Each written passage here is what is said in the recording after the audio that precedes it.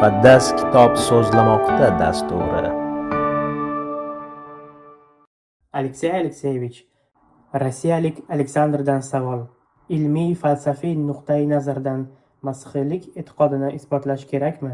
Ilmiy amaliyotda har qanday tadqiqotga shubha bilan yondashish, ya'ni gipotezani yo tasdiqlash yoki inkor etish odatiy hol hisoblanadi.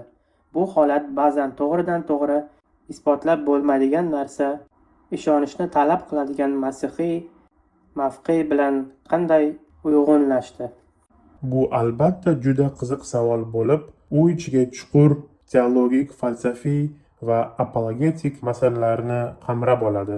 Biz Xudoning voqeligini tan olish haqida gapirganimizda, Xudoning borligini, muqaddas kitob va Iso Masih haqiqatni hamda yagona najot beruvchi Injil haqiqatni e'tirof etishadi. Bir nechta jihatni hisobga olishimiz kerak. Bu jihatlar ma'lumotni obyektivligi, uning ahamiyati va har bir insonga aniq ta'sirini o'z ichiga oladi. Rimliklarga maktubining 1-bobida aytilgandek, sog'lom aqlga ega bo'lgan har qanday odam tabiatga sodir bo'layotgan hodisalarni kuzatar ekan. Yaratuvchining borligini tan olish uchun yetarlicha asosga ega. Biz o'z dasturlarimizda bu haqida bir necha marotaba gapirganmiz. Tabiat Xudoning ulkan aql sohibi ekanligini ko'rsatadi. Chunki bu borliqni yaratgan zot beqiyos aql sohibidir. U o'ta qudratli, u nihoyatda rahmdil. Chunki biz bu ne'matlarni tekinga olganmiz va ulardan foydalanyapmiz. Biz bu 3 ta xulosani osonlikcha chiqarishimiz mumkin. Bugun men ilm bilan bog'liq bo'lgan ba'zi jihatlarni muhokama qilishni va odamlarning ilmga asoslanib ishonish yoki ishonmaslik sabablariga nazar tashlashni xohlayman.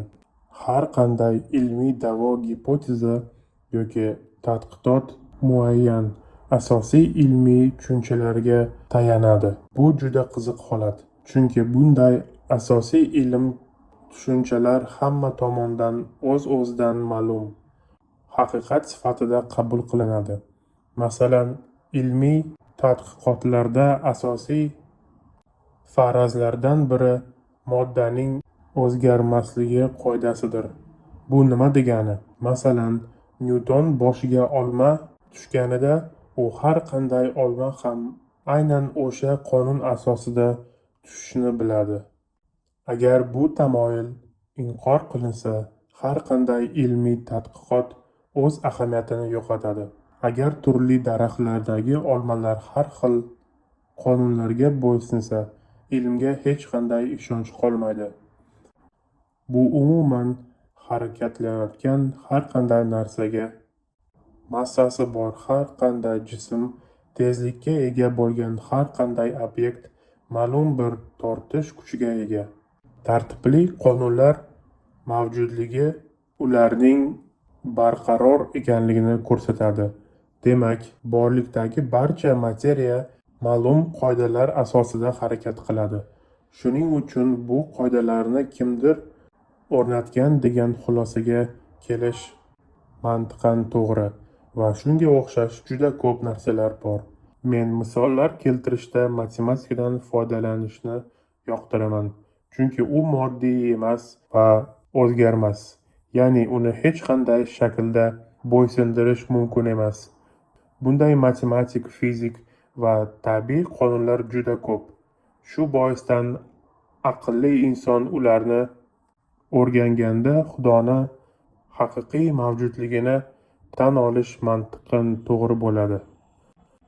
Shundan keyin agar Xudo haqiqatdan ham mavjud ekanligini anglasak, muqaddas kitobni o'rganish orqali u bizga eng oqilona, mantiqiy va kuzatilayotgan voqelikka eng mos keladigan tasvirini taqdim etishini tushunamiz. Bundan tashqari, agar biz Iso Masih va u olib kelgan xushxabarga nazar tashlasak, u orqali biz jonlarimiz najot topishini ko'ramiz va bu biz gapirgan hamma narsaga mantiqiy ravishda mos keladi. Demak, biz masihiylik e'tiqodi va xushxabar haqida gapirayotganimizda uning juda aqlli va oqilona ekanligini ko'ramiz. Barcha mavjud bo'lgan dinlar orasida aynan muqaddas kalomga asoslangan masihiylik eng mantiqiy va haqiqatga eng yaqindir. Chunki u insonning najot topishini Iso Masih solihligiga bo'lgan iymon orqali deb ko'rsatadi. Endi ozgina davom etamiz. Havoriy Pavlus shunday degan: lekin ular Xudoni tanib, unga Xudo sifatida izzat hurmat ko'rsatmadilar va unga shukr qilmadilar. Ular bekorchilikka berilib, aqllari g'uluvga ketdi va ojiz qalblari qorong'ulashdi. Ular o'zlarini dono sanadilar, lekin ahmoq bo'lib qoldilar. Qara, nima bo'lyapti?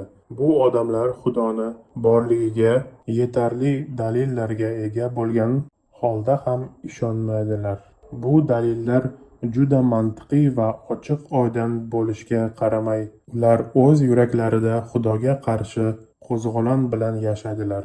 Chunki har bir inson odam ato va momo havo avlodi sifatida tabiatdan Xudoga qarshi turadi. Shu sababli inson dalillarni rad etolmaydigan darajada ko'rganida ham ularni ongida Xudoni Xudo sifatida va o'zini uning qo'li sifatida tan olishdan qochadigan har qanday yo'l bilan shakllantiradi. Chunki inson tabiatdan o'zini Xudo deb hisoblaydi va Xudoni mavjudligini, uning ahamiyatini va o'rnini qabul qila olmaydi. Endi biz shunday odamga Xudoning mavjudligini isbotlashga harakat qilsak, ko'ryapsanmi, u o'zini mustaqil deb biladi va haqiqatni Xudosiz topa olishni o'ylaydi. Ana shu taxminiy yondashuv unga Xudoning haqiqatiga ishonishga to'sqinlik qiladi. Shuning uchun Iso Masih agar kimdir yuqoridan tug'ilmasa, Xudoni shohligiga kira olmaydi. Ya'ni, agar muqaddas ruh inson qalbida g'ayritabiiy tarzda ishlamasa, inson Xudoga ishona olmaydi.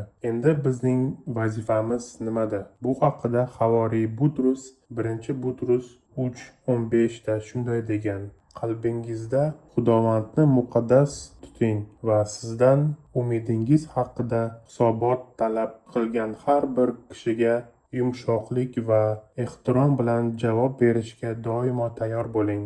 Ya'ni, biz o'z hayotimizda Xudoni muqaddas tutsak, unga ishonsak va unga tayanib yashasak, Xudo o'zi odamlarning yuragini ochadi.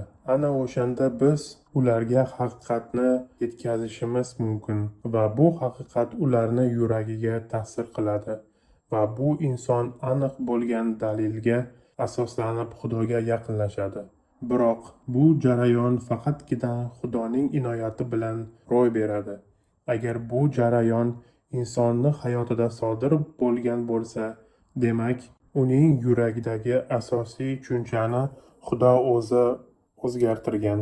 Ha, albatta, kimdir haqiqatni rad etadi, kimdir esa yuragidagi o'zgarishni his qiladi va bu muqaddas ruhni mo'jizaviy ishidir va bu ajoyibdir. Rahmat, Aleksey Alekseyevich. Rahmat, aziz do'stlar. Bugun biz bilan bo'lganingiz uchun Xudo sizlarni asrasin.